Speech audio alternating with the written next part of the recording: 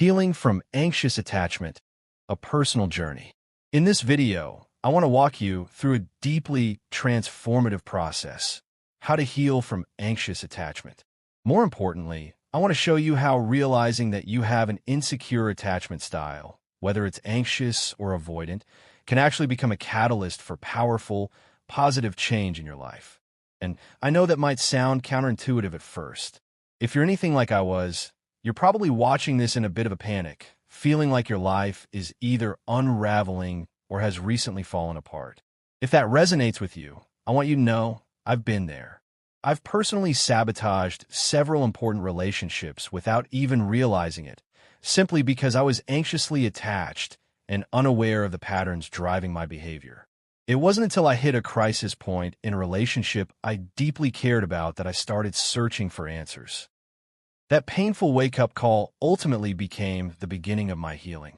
Anxious attachment is a symptom, not the root problem. One core belief I've come to hold is this: anxious attachment itself is not the fundamental problem. Rather, it's a symptom of deeper emotional wounds, wounds that often go unrecognized for years. If you try to fix anxious attachment in isolation, you might only be putting a Band-Aid on something much bigger.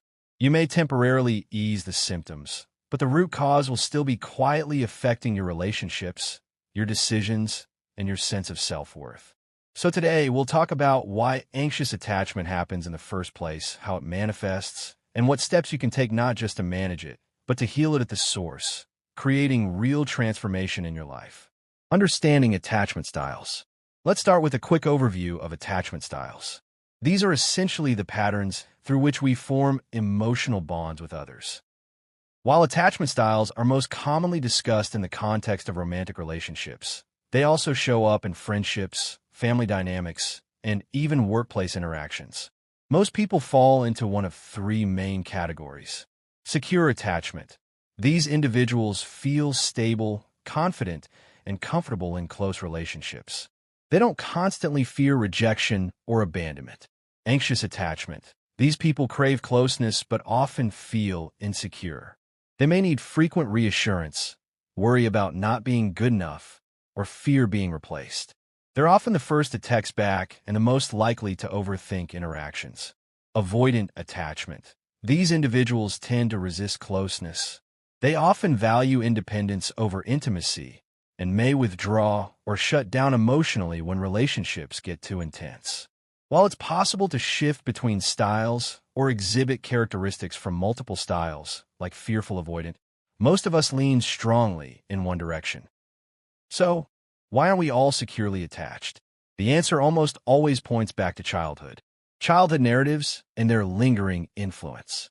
Our earliest relationships, especially with parents or primary caregivers, shape the stories we tell ourselves about love, safety, and worth. For instance, if a child grows up believing, if I make everyone happy, then I'll be loved, they may internalize the belief that love is earned through performance. That child is likely to develop an anxious attachment style. On the flip side, if a child learns, I can't depend on anyone but myself, they may grow into an avoidant adult who resists intimacy altogether.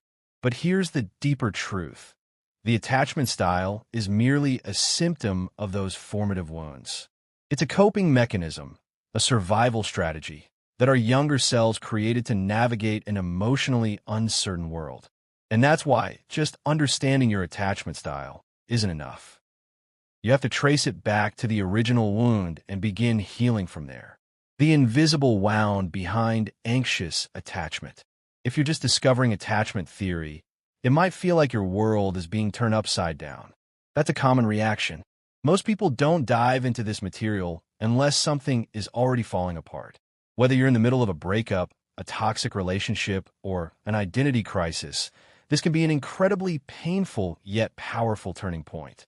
Specifically, if you're dealing with anxious attachment, there's often an internal narrative that says, if other people validate me, then I get to feel okay. This mindset usually leads to behaviors like people-pleasing, perfectionism, or suppressing your own needs to keep others close. You might struggle to set boundaries, fear expressing your true self, and often prioritize others' approval over your own authenticity. The paradox of self-abandonment. Here's the painful paradox at the core of anxious attachment. The fear of abandonment drives us to abandon ourselves first.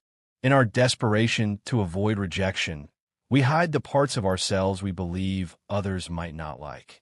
We mold our identity around what we think someone else wants, hoping that if we're perfect enough, they won't leave. But in doing so, we're not just lying to them, we're lying to ourselves.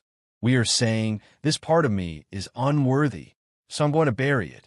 That kind of self-rejection is not only unsustainable, it's emotionally exhausting. And eventually, even the best relationships collapse under that weight. Emotional dependency and conditional worth. When you're anxiously attached, it's easy to become emotionally dependent on others for your sense of self-worth. You feel good only if the other person affirms you. When things are going well, it feels euphoric. But that sense of peace is conditional and extremely fragile. You may find yourself trying to solve all your partner's problems, constantly checking in, or avoiding conflict just to keep the peace. You might think, if I can give them everything they need, then they'll stay with me. But that drive comes not from love, it comes from fear. And in the process, you can become what some call an emotional vampire, feeding off external validation because you've never learned how to source it from within. Toward wholeness, the path to real healing. True healing begins when you stop outsourcing your self-worth. It begins when you stop asking others to complete you, and instead, turn inward and start reconnecting with the parts of yourself you've long ignored or denied. This isn't easy work. It takes time, self-compassion, and often professional guidance. But it's possible. And the reward isn't just healthier relationships. It's a deeper, more resilient sense of self. One that no longer crumbles in the face of disapproval. One that knows, I am worthy, even if I'm imperfect. I am enough, even when I'm vulnerable. I am lovable, even when I'm afraid.